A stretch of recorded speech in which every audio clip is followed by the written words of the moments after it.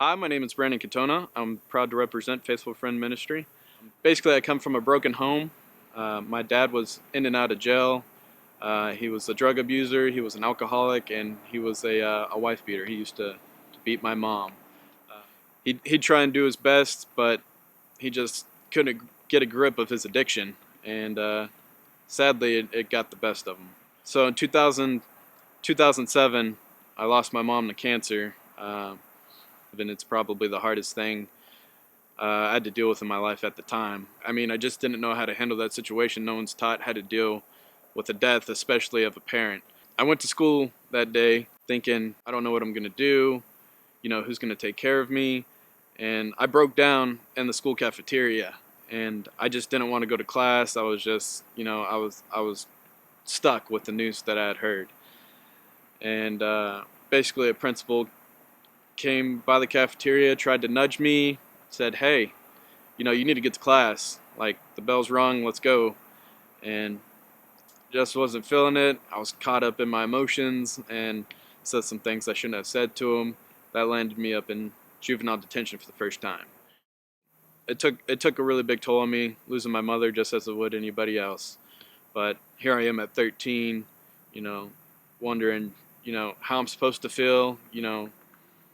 I was just lost, basically. My aunt didn't want to take me in because obviously I was a troubled child. She didn't have room and she already had a daughter, so she figured taking my sister in was the best option. So I ended up living with some family friends, and to which things just took a turn for the worse for me and my behavior. We grew up with lack of parental supervision, so it was hard for me to go from no supervision to, hey, there's two people here that really care for me and want to be a part of my life, and it's just at that moment of my life, it was hard for me to understand that. I started getting mixed in with the guys at school and started getting in trouble. I got into a fight, which landed me back in juvie, which then the family friends that I was staying with really kind of threw their hands up in the air. They were like, "We don't know what to do with this kid.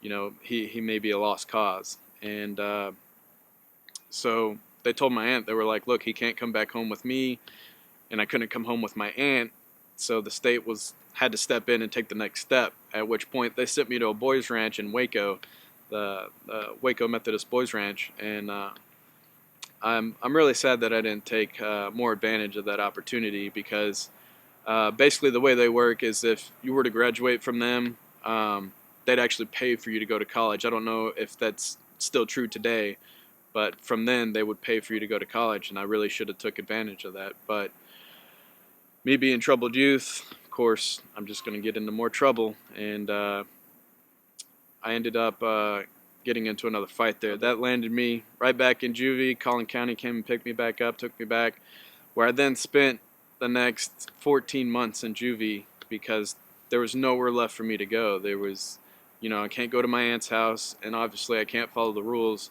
at, at a halfway house. So for the next 14 months, I ended up spending in the juvenile detention center, and I definitely felt unloved and unwanted, and and then things changed.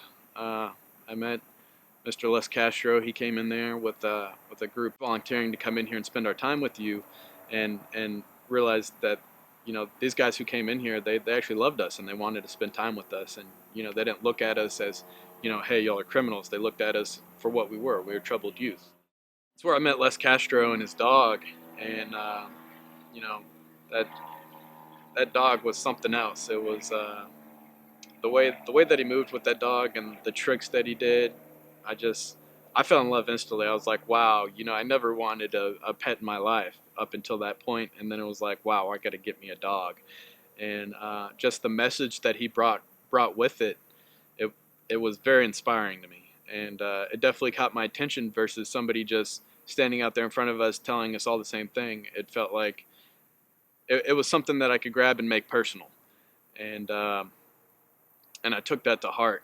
So within those 14 months that I spent in there, I turned 13 in juvie, and Mr. Les was the only one who sent me a birthday card in the mail, and it meant the world to me because from then on we wrote back and forth, And I mean, it just he gave me hope. He gave me something to believe in, and it changed my life forever. I took that step to become a different young man.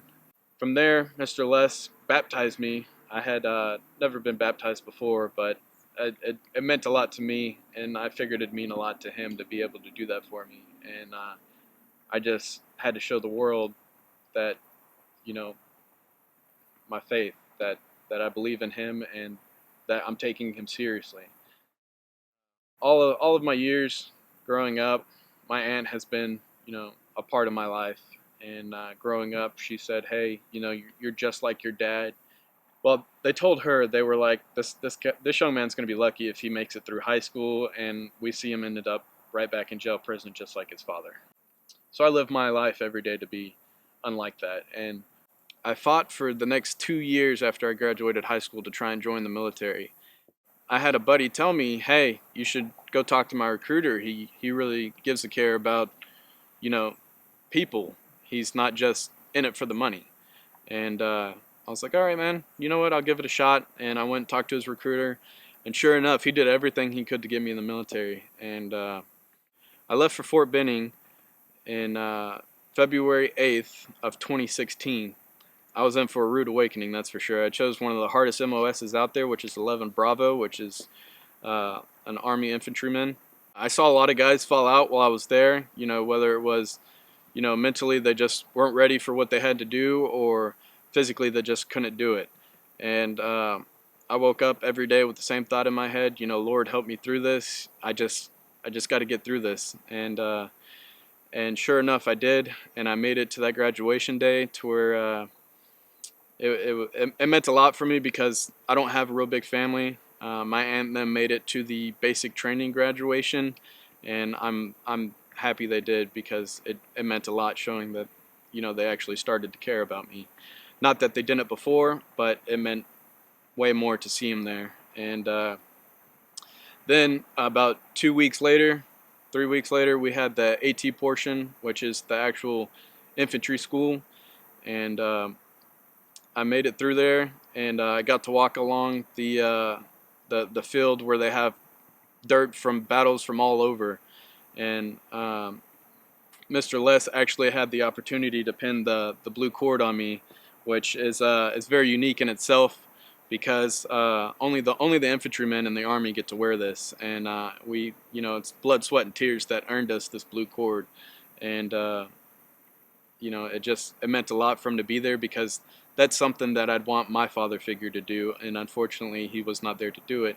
So Mr. Les stepped up to the plate, and he took that fatherly position, and he did that for me, and it will forever be with me. And so yeah, I came back, and now an infantryman, and serving in the Army National Guard, and I'm working full time as a mechanic as well, and learning how to give back to the community in other ways besides just serving my country. I'm still trying to figure out my calling, and it seems as though my calling is troubled youth.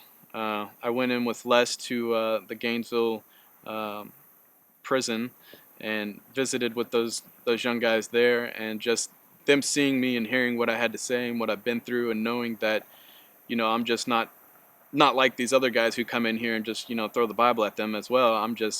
I'm on their level. I came from a similar background as them, and for that, I guess I'm a sense of hope for them, and which Les was for me. And I spoke to these young men, and I encouraged them to believe in God, and he'll do amazing things for you. He's changed my life completely. I don't know who I'd be without being saved. It's amazing because as I was sitting there and I was talking after I gave my testimony, they'd come up to me and they'd all rush over to me. We'd break into our little groups, do our Bible study thing, and go over what we feel we should talk about. And they all ran over to me. They were like, "Hey man, is there still a possibility I could get in the military?" And I said, honestly, I'm not a recruiter, but I say never give up. I fought for 2 years just to get to where I am, and it's going to be tough. I'm not going to lie to you, but never give up on what you hope and you believe in. If you believe and what you read in the Bible, then you should know that you should take up your cross with me and just get out there and be active. Yes, donations help, money helps. That's never a bad thing. But that's not personal, you know. And what honestly did the most for me was God putting Les in my life. You know, he knew that I needed that father figure in my life, and that's why he put Les in my life. And ever since then, you know, it's put me on the right path. And you know, I'm not gonna lie, me and Mr. Les have had our moments where, you know, a father and son would, and you know, we've made it through it. And he doesn't have to, but he does because he really cares. And his organization, Faithful Friends, has just been amazing. I can't say enough good things about him. Um, but I will say this is don't give up on our troubled youth. Um, and they don't need your money. They need your love, your time, and your support.